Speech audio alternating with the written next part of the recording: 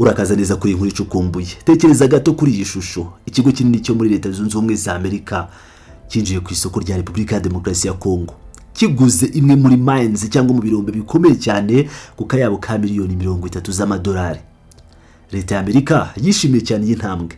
Ivuga ko ari igisubizo gikomeye ku kwiganza k'Ubushinwa muri kariya gace. Ariko se byagenda bite? Haramutse higaragaje ko iyi kampani y'Abanyamerika yababeshye. Byagenda bite?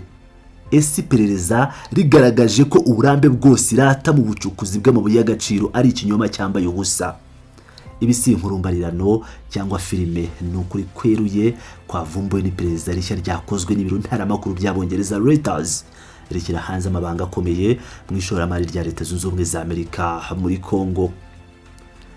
Kugira ngo twumve neza uburemere bw'iyi nkuru, reka tubanze dusubire inyuma gato turebe impamvu Repubulika ya Demokarasi ya Kongo ari isoko rirwanirwa n'ibihangange ku isi. Kongo ni igihugu gikungahaye mu buryo budasanzwe, gicukura arenga 70% rya kobalite yose ikoreshwa ku isi. Iriwe rya kobalite hamwe na kopa cyangwa umuringa ndetse na lithium ni amabuye y'ingenzi cyane, ayo twita mu Cyongereza critical minerals. Niyakoreshwa mu gukora za battery z'imodoka zikoresha amashanyarazi, izo bita EVs cyangwa electric vehicles, telefone zigendanwa ndetse n'ibindi bikoresho by'ikoranabuhanga bigezweho. Mu myaka myinshi ishize Ubushinwa nibwo bwigaruye isoko ry'ubucukuzi bw'aya mabuye muri Kongo. Leta Zunze Ubumwe za Amerika mu rwego rwo guhigika Ubushinwa yashyize umukono ku masezerano y'ubufatanye na Kongo umwaka ushize. Bemeranyije ko Washington izafasha Kongo gukurura ishoramari ry'Abanyamerika mu bucukuzi kugira ngo Amerika ibone uko yigarura ayo mabuye y'agaciro mu buryo bworoshye. Ni muri urwo rwego ishoramari ry'ikigo cyitwa Virtus naryo ryahise rizamuka, rifatwa nk'igikorwa cy'icyitegererezo cya mbere kigaragara muri ubu bufatanye. Muri uyu mwaka ikigo Virtus cyaguze mines z'icyahoze ari ikigo cyitwa Shemaf ku miliyoni 30 y'amadolari. Kugira ngo Virtus yemerwe kandi ihabwe isoko ringana gutya, yagombaga kugaragaza ko ifite ubushobozi n'uburambe. Kuri website yabo Virtus yigambye ko isanzwe ifite amateka n'uburambe bukomeye muri Kongo. Bavuze ko bafite uruganda rutunganya copper na cobalt kandi ko rukora neza. Umuyobozi mukuru wabo Phil Brown yanditse ku myirondoro ye ko yashinze kandi akaba ayobora uruganda rwonyine rw'Abanyamerika rutunganya amabuye y'agaciro muri Kongo, abinyujije mu ishami ryabo ryitwa ROK Metals. Ariko hano ni iperereza rya Reuters ryahise rikubita habona ukuri gutangaje. Iperereza ryimbitse ryagaragaje ko ibyo Virtus yavuze byose byari ikinyoma. ROK Metals ari naryo shami ryonyine Virtus ikoramo muri Kongo ntabwo yigeze igura urwo ruganda irikasi mu ntara ya Okatanga nkuko yabyigambaga. Ahubwo inyandiko z'inkiko, inyandiko z'ibigo by'imari n'abantu batanu bari hafi y'iki gikorwa bemeje ko urwo ruganda Virtus yiyitirira rudakora kuva mu mwaka wa 2012. Tekereza nawe, uruganda rumaze imyaka irenga 10 rudakora, rwaramunzwe n'inguzanyo zitarishyurwa, nirwo Virtus yakoresheje nk'icyemezo cy'uburambe bwayo. Reka twongere ducukumbure iby'uruganda rwa Likasi. Mu by'ukuri ba nyir'uruganda bw'umwimerere ni ikigo cyitwa CAM Resources. Uruganda rwahagaze muri 2012 ubwo ba nyirarwo bananirwaga kwishyura amadeni. ROK Metals ya Virtus yagerageje kurugura ariko ntabwo byigeze bikunda. Icyemezo cy'urukiko rwa mbere rw'iremezo rwa Likasi cyo muri Gicurasi 2024 cyerekanye neza ko urwo ruganda rwari rutaragurishwa. Impamvu nuko abashaka kurugura bose bananiwe kwishyura amafaranga yasabwaga, bituma cyamunara isubikwa inshuro nyinshi cyangwa igateshwa agaciro. Umwe mu banyamategeko bahagarariye CAM Resources yabwiye abanyamakuru ko ba nyir'uruganda bashobora kuba baranahunze igihugu.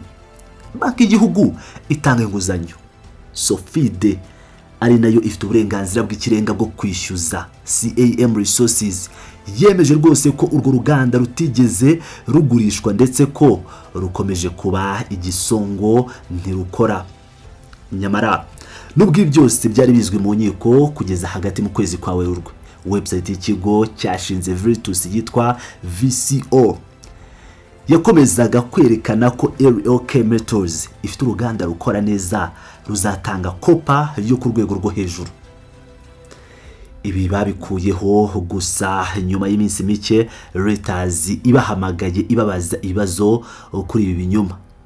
Ushobora kwibaza uti ese kuki leta ya Kongo yemeye guha iri soko ikigo kidafite uburambe buzwi mu bucukuzi?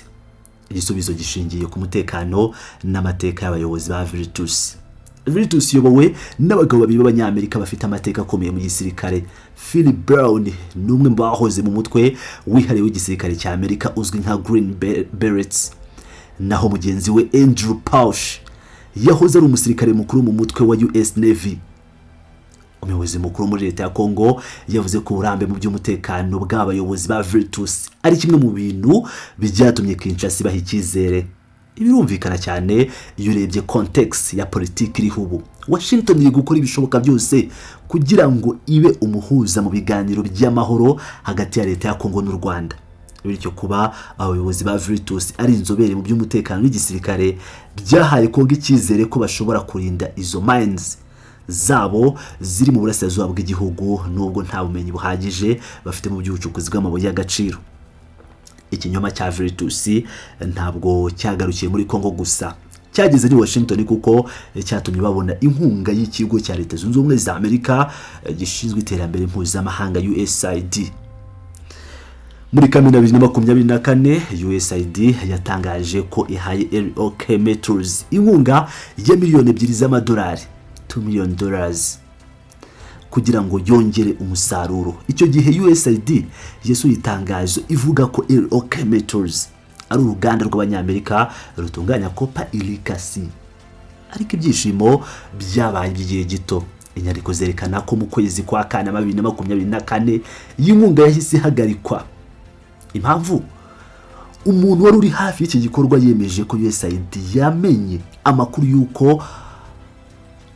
y'ukuri ko AMERIKA Metals itari nyiri urwo ruganda. Ibi bikaba byari binyuranye n'ibyo aba bayobozi bari barabeshye cyane. Ubwo ndavuga mbere, nubwo bagerageje gusobanura ibyo kugarura uruganda, amafaranga ntiyigeze asohoka kugeza ubwo ikigo cya USAID cyaseswaga burundu mu kwezi kwa Nyakanga 2025. Ibi byose bizamura ibibazo bikomeye ku ishoramari rya Leta Zunze Ubumwe za Amerika muri Kongo. Leta ya Amerika ibinyujije muri US State Department ikomeje gushyigikira Virtus. Umuvugizi wabo yavuze ko iri shoramari ari icyitegererezo kigaragaza ko ari abashoramari b'abanyamerika bafite ubushake bwo gukora muri Kongo. Nyamara banze gusubiza ibibazo byabajijwe niba uburambe bwa gisirikare bw'abayobozi ba Virtus aribwo bwatumye bahabwa iri soko cyangwa niba hari amasezerano y'umutekano ari inyuma y'iki gikorwa. Ku ruhande rw'inzobere ibintu biteye inkeke. Jean-Pierre Okenda, umuyobozi mukuru w'umuryango utegamiye kuri leta ugamije guteza imbere imiyoborere myiza n'umucyo mu bucukuzi, yavuze ko ubu buryo Virtus yinjiye mu isoko buteye urujijo. Yagize ati ni ngombwa cyane ko leta ya Kongo yikemura ibibazo ikamenya neza niba Virtus ifite ubushobozi bwa tekinike, ubw'imari ndetse n'ubushobozi bwo gukora akazi neza. Kudakora iperereza ryimbitse ku bigo bihabwa amasezerano akomeye bigira ingaruka mbi cyane ku bukungu bw'igihugu, cyane cyane ku gihugu nka Kongo gicungiye cyane ku mutungo kamere wacyo. Mu gusoza nk'uko twabibonye, intambara y'ubukungu hagati ya Amerika n'Ubushinwa iri gukinirwa ku butaka bwa Kongo ikoresheje amabuye y'agaciro. Ariko iyo intwaro ikoreshejwe ari ibigo bibeshya uburambe bwabyo, byitirira inganda zidakora mu rwego rwo kwigarurira isoko rya miliyoni 30 z'amadolari ndetse no gusaba inkunga ya leta, bituma abantu bibaza ukuri nyako kuri inyuma y'amasezerano y'ubufatanye akomeye hagati y'ibihugu. Iperereza rya Reuters rishize ahagaragara ko inyuma y'amagambo meza y'ishoramari hihishe ibibazo by'imiyoborere n'ubunyangamugayo bitarahanagurwa. turakomeza kubakurikiranira hafi uko iki kibazo kizagenda gishira. Mwakoze kudukurikira.